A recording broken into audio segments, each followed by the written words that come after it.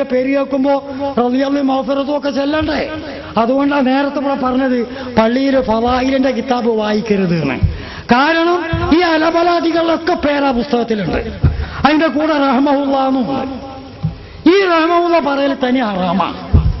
അതുകൊണ്ട് പള്ളിയിൽ ഇത് വായിക്കരുത്. വായിക്കുന്ന വിഷയം നിസ്കാരം നോമ്പൊക്കെ ആയിരിക്കും. പക്ഷേ ഇടക്കൊക്കെ അതിന്റെ ആമുഖത്തിലും അവസാനം അടക്കും തലക്കും ഒക്കെ ഓരോ റഹ്മഹുല്ല ചേർക്കും. ഈ മുക്കിടിക്കഞ്ഞിന്റെ ഇടയിൽ ചക്കര ചേർക്കുന്നത് പോലെ ഓരോ കഷ്ണം ചേർത്ത് കൊടുക്കും. അതുകൊണ്ട് നിങ്ങളെ അവര് ഫസാദാക്കുക, നിങ്ങളെ വഴിപിഴപ്പിക്കുക.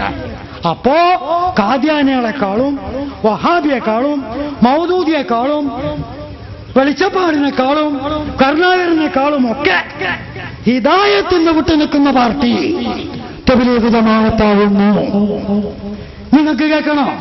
അവിടെ നകട്ട് പോയിട്ട് വേറൊരാളുണ്ട്, ഖുത്ബുൽ ആലം, എന്തൊക്കെ ഖുത്ബുൽ ജലാലത്ത്, ഒലളമത്ത്, ഖുത്ബുൽ ഹിമ്മത്ത്, എന്തൊക്കെ ഒരുപാട് 10-100 പേര് അങ്ങനെ ഒരു 1-1.5 വരി പറഞ്ഞിട്ടുണ്ട്. ഞാൻ അദ്ദേഹത്തിന്റെ പേര് ചുരുക്കി പറയാം. എന്താ അദ്ദേഹത്തിന്റെ പേര്? അഷ്റഫ് അലി താനവി. അഷ്റഫ് അലി താനവിക്ക് ഒരുപാട് മഹത്വമുണ്ട്. അഷ്റഫ് അലിയെ കാണാൻ വേണ്ടി ഒരിക്കൽ ഹാജി ഇംദാദുള്ള മുഹാജിർ മക്കിയൊരു മുരീദ. അങ്ങനെ ഹാജി ഇംദാദുള്ള മുഹാജിർ മക്കി എന്നൊക്കെ കൊടുക്കും. മൂപ്പരിക്കപ്പോഴും ജിബിരിയിൽ ഇങ്ങനെ വന്നുകൊണ്ടിരിക്കുന്ന ഒരാളാണ്. മൂപ്പരെ കറാമത്ത് മാത്രം വിവരിക്കുന്ന ഒരു പുസ്തകമുണ്ട്, കറാമത്തെ ഇംദാദിയ. ആ പുസ്തകത്തിൽ 66-ാമത്തെ മൂപ്പര മോചിതത്ത് പറയണ മൂപ്പര ഒരിക്കൽ പീശാബ് ഖാനെ കയറി, അതായത് കക്കൂസി കയറി വെളിക്കിറങ്ങാതിരുന്നപ്പോ അവിടെ 100 തജല്ലി ഇങ്ങോട്ട് വെളിവായി നാനാ ഭാഗത്തുനിന്നും. ഇതെന്തോ പടച്ചോനെ ഇങ്ങനെ ഒരു പ്രകാശം എന്ന് വിചാരിച്ച് ലാഹൗല എന്ന് പറയാൻ തോന്നി. പക്ഷേ അത് കാഷ്ടിക്കുമ്പോ പറയാൻ പറ്റുന്ന വാക്കല്ലല്ലോ ലാഹൗല. അപ്പൊ മനസ്സുകൊണ്ട് ലാഹൗല പറഞ്ഞു. അപ്പോ 100 വായിബ് ഹോഗൈ, മൂപ്പരിക്ക് വന്ന തജല്ലിയാത്ത് അങ്ങോട്ട് അപ്രത്യക്ഷമായി. അത്രയും വലിയ മഹാനായി ഇംദാദുള്ള. ആ പുസ്തകം കേൾക്കണ്ട്. എന്ത് ചെയ്യണ നിങ്ങൾ ഇനി ഈ മനുഷ്യനെ കൂടി വിളിച്ചു വരുത്തിയ എന്തിനാ അങ്ങോട്ട്? നിങ്ങൾ ഒരാൾ തന്നെ പത്തിരി എന്നാൻ കൂടുതൽ, ഞങ്ങൾക്കെന്നൊരു 19 പത്തിരി വേണം. അങ്ങനെ മൂപ്പര് റാംപൂരിലെത്തി. സഫറ, എങ്ങോട്ടുള്ള സഫർ? ഈ അഷ്റഫ് അലി താനവിയിലേക്കുള്ള സഫർ. അങ്ങനെ പോയി റാംപൂരിലെത്തിയപ്പോ സന്ധ്യയായി.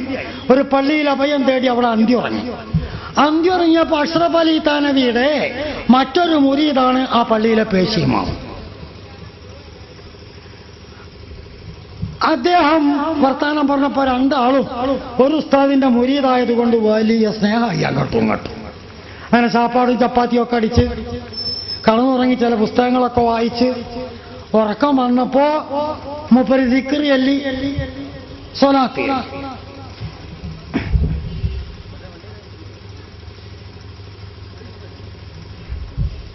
സ്വലാത്ത് ചൊല്ലിയപ്പോ അല്ലാഹുമ്മ സ്വല്ലി അലാ സയ്യിദിനാ മുഹമ്മദിൻ എന്നിട്ട് അല്ലാഹുമ്മ സ്വല്ലി അലാ സയ്യിദിനാ അഷ്റഫ് അലി എന്നാ വരണം. അപ്പൊ നീച്ചിരുന്ന് ചൊല്ലി നോക്കി. ഇനി പോലെ ഉറക്കപ്പഴ വാക്കുപഴ എന്തേലും ആണോ? നാളൊന്ന് ചൊല്ലി നോക്കി. അപ്പോഴൊക്കെ ഈ അഷ്റഫ് അലി എന്നാ വരുന്നത്. റസൂലുള്ളാഹിയുടെ പേര് ഇതൊക്കെ നുബുവത്തുവാദ ബീറ്റൊക്കെ ഉണ്ടെന്ന് പറയണ ഞാൻ ഇതാ. ആ തെളിവും കൂടി ഞാൻ നിർത്തിത്തരാം. നാവല് വരുന്നൊക്കെ റസൂലുള്ളാഹിയുടെ പേര് പറയുന്നവർക്കൊക്കെ അഷ്റഫ് അലിയുടെ പേര്. അപ്പൊ മൂപ്പരിക്കനൊരു സംശയമായി, ഇനിയിപ്പോ ഇത് വല്ല നബിയറ്റ ആണോ എന്ന്. അങ്ങനെ അഷ്റഫ് അലിയുടെ അടുത്ത് ചെന്ന് ചോദിക്കാന്ന് വെച്ചു. അവിടെ ചെന്ന് ചോദിച്ചപ്പോ അഷ്റഫ് അലി പറഞ്ഞു, ഈ സ്വാഖി ആമേ തസല്ലീത്തി, ഈ സംഭവത്തിൽ നിങ്ങൾ വിഷമിക്കാനൊന്നുമില്ല. അള്ളാഹുവിന്റെ ഹക്ക് കൊണ്ട് നിങ്ങളുടെ നാവിൽ വന്നിരിക്കുന്ന കക്ഷി മുത്തബിഉ സുന്നത്താണ്, അതുകൊണ്ട് ഭയപ്പെടാനൊന്നുമില്ല, അത് അങ്ങനെ തന്നെ ഇരുന്നോട്ടെയാണ്. അപ്പൊ റസൂലുള്ളാഹിയാണ് അഷ്റഫ് അലിയാണ്. അത്രയും ഇത് അൽ-ഇംദാദ് പത്രത്തിൽ താനയിൽ നിന്ന് പുറപ്പെടുന്ന അൽ-ഇംദാദ് പത്രത്തിൽ ഇംദാദുള്ളാഹിയുടെ കറാമത്ത് പറഞ്ഞു കൊടുത്ത് തന്നെ ഇതും വിവരിച്ചിട്ടുണ്ട്.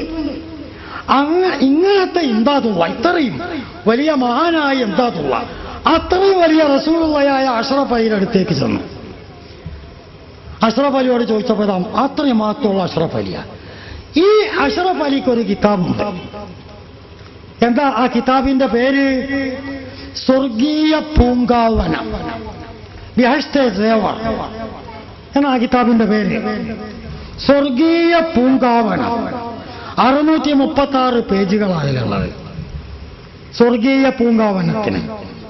ഒരു സ്ക്വയർ വലിപ്പം അതിന്റെ താളുകൾ തൂക്കി നോക്കിയാൽ 1.5 കിലോ 1.25 കിലോ വരും.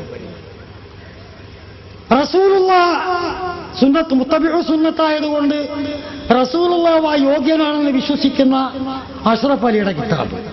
അലിഫ് മുതൽക്ക് പെണ്ണുങ്ങൾ കടക്കയിൽ ചിത്രം വരയ്ക്കുന്നത്, നെല്ലിക്കൊണ്ട് അച്ചാറിടുന്നത്, തെങ്ങിന്റെ വേരുകൊണ്ട് ചമ്മന്തി അരക്കണത്, അടയ്ക്കൊണ്ട് ചമ്മന്തി അരക്കണത് ഒക്കെ ഉണ്ട് അതില്. ഒക്കെ പെണ്ണുങ്ങളെ പഠിപ്പിക്കുക ഓരോ പാഠങ്ങൾ ഇങ്ങനെ പ്രത്യേകം പറയുന്നുണ്ട്.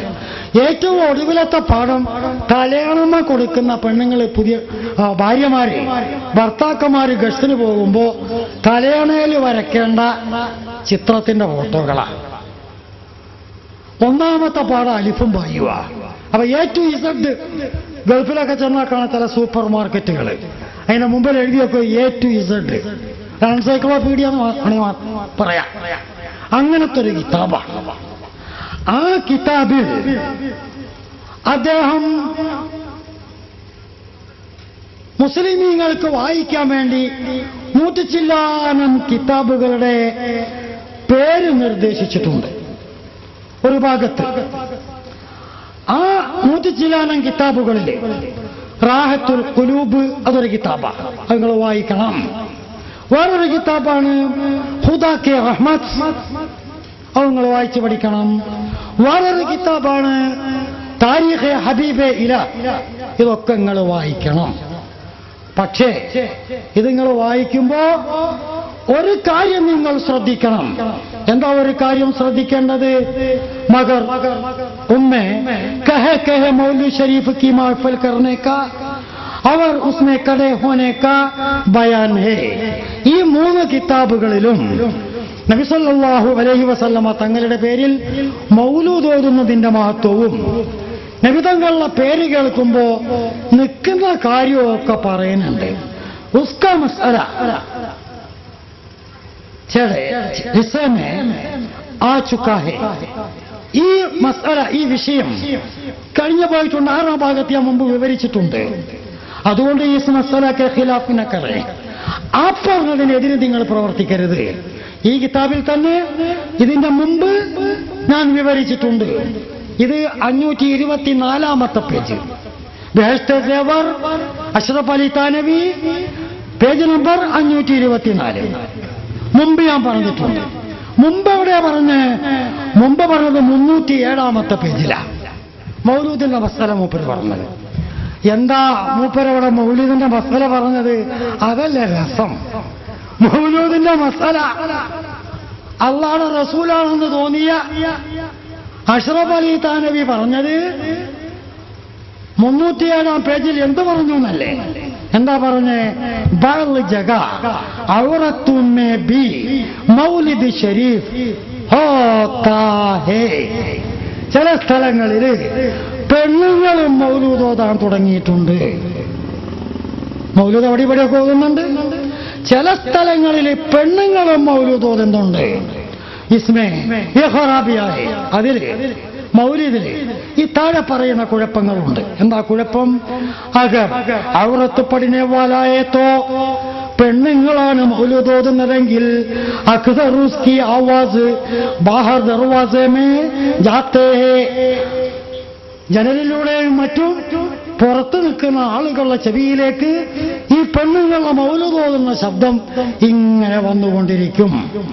അങ്ങനെ വന്നുകൊണ്ടിരിക്കുമ്പോ ആവാസുനായേ മഹറമോ ആവാസുന ബുറാഹേ, മഹറമല്ലാത്തവർ, പെണ്ണിന്റെ മഹറമല്ലാത്തവർ പെണ്ണിന്റെ ശബ്ദം കേൾക്കല് തെറ്റാവുന്നു. അത് ശരിയല്ല, അത് ഹറാമാണ്. അത് ഹറാമാണെന്ന് നമുക്കൊക്കെ അറിയാലോ. പെണ്ണിന്റെ ശബ്ദം ആകർഷിച്ചുകൊണ്ട് നടത്തിയിരിക്കല്. അതുകൊണ്ട് പെണ്ണുങ്ങളുടെ മൗലൂദ് ഓതാൻ പാടില്ല. എന്നാ പെണ്ണുങ്ങളോടെന്താ? നമുക്ക് പള്ളിക്കല ഉസ്താദിനെയും സഖാഫിനെയും ബഹുമാനപ്പെട്ട മുസ്ലിം പത്തപ്പരി സഖാഫിനെയും ഒക്കെ പാടെ വിളിച്ച് ആണുങ്ങളൊരു മൗലൂദ് കണ്ടു വെക്കാം. ഓരൊക്കെ ആലിമീങ്ങളല്ലേ, അപ്പൊ തെറ്റൊന്നും ഓതൂലല്ലോ. ആണുങ്ങളുടെ മൗലൂദ് വെക്കാൻ പറ്റുമോ? അതിന്